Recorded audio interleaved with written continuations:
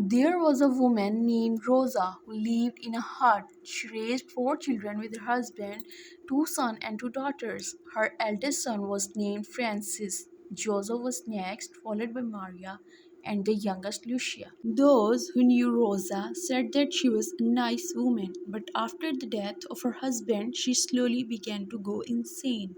Little by little, she began to treat her children worse and worse. Young boys and girls were terrified of her because whenever they did even the slightest thing wrong, Rosa would fly into a rage and hit them so hard that their cries could be heard echoing throughout the house. The neighbors were aware that Rosa was a bad mother, but they had no way of knowing just how bad she could become. One night, the weather forecast on the radio predicted heavy hail, heavy snow, and whispered thunderstorm. It was very cold, and Rosa told her children to take the axes out of the woodshed because they were going into the forest to chop some firewood.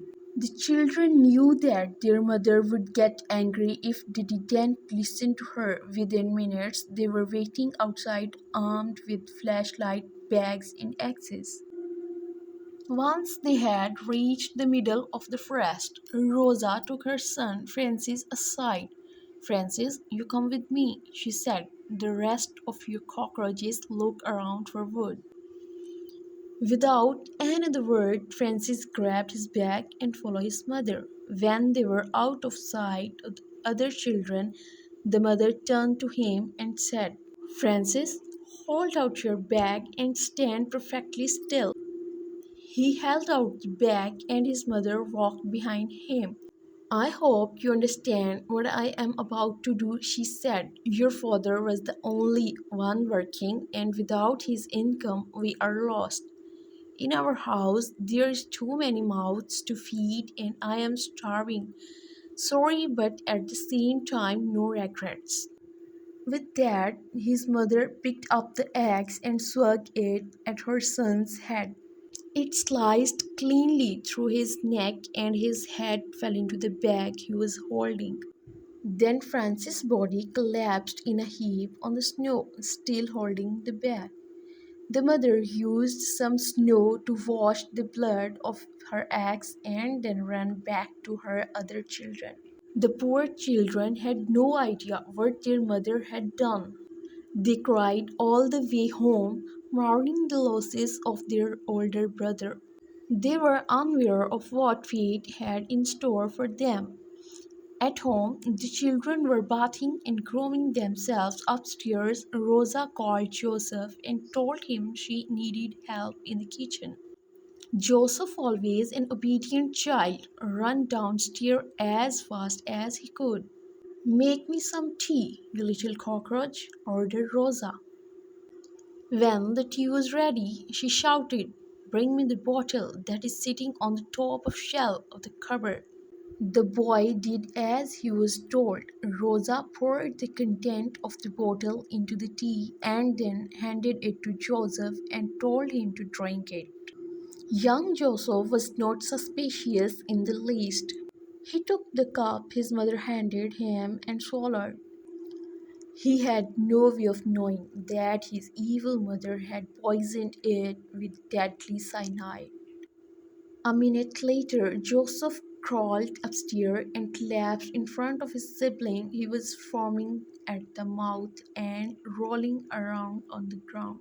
Lucia came running downstairs and cried, "Mommy, Mommy, Joe is having a cardiac arrest."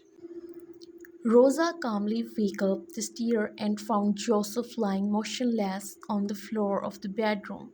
His crying sisters were standing over him. The mother gave his corpse a kick and told the girl that their brother was dead. That night, Maria and Lucia cried themselves to sleep. Early the next morning, Rosa went into the Maria's bedroom, saying, "No need to get up this morning," she said.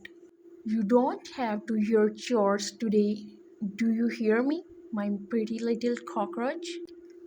Maria nodded as Rosa sat down on the corner of her bed and began to sing her a lullaby. It was a song she used to sing when Maria was just a baby. The young girl welcomed this tenderness from her mother for such great years of being an infant and soon closed her eyes. Suddenly, Rosa took a small hand knife out of her sleeve, and before Maria knew what was happening, she drove it into her daughter's chest, pricing her heart. Maria died almost instantly. A few hours later, Lucia woke up and went into her sister's bedroom. She was horrified to find the bed soaked in blood and Maria lying dead in the middle. Terrified, Lucia ran downstairs. Mommy, Mommy, she screamed. A murderer broke into the house while we were sleeping and killed Mary. You're not serious. Let me go check your sisters. But before we go, said pointing at a large oven. Enter that oven to check my boiling meat, you cockroach. Lucia, despite being the youngest of all her children, had vast intelligence and being too smart for her age. She found it strange when her mom was not showing empathy to her lead sibling who just passed on. How to enter it, ma? She said, staring hard at her mother. You stupid cockroach, what's so difficult entering the oven? As she described how Lucia would enter the oven. Suddenly, Lucia pushed her callous mother with all her strength and shut the oven door and started running for her dear life. That was how the cruel mother died. As for Lucia, she was adopted by some kind couple who cared for her.